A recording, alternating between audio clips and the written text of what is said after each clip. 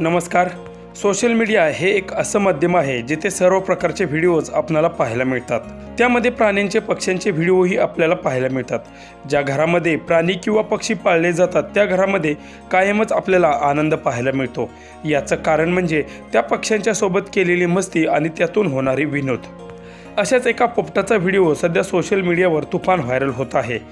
Video पुढे पाहण्याआधी आपल्या चॅनलवर कोणी नवीन असाल तर आपला RG मराठी न्यूज चॅनल जरूर सबस्क्राईब करून घ्या।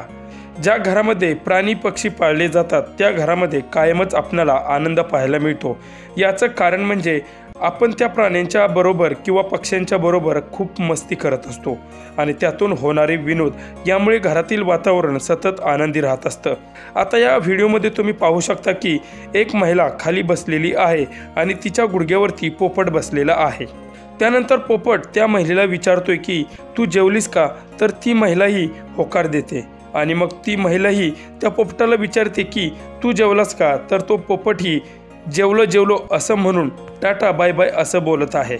हा व्हिडिओ पाहून सर्वांनाच असं वाटतं की आपल्याही घरात असा एक बोलका पोपट जरूर असावा। तू जेवली का विजय? Bye bye.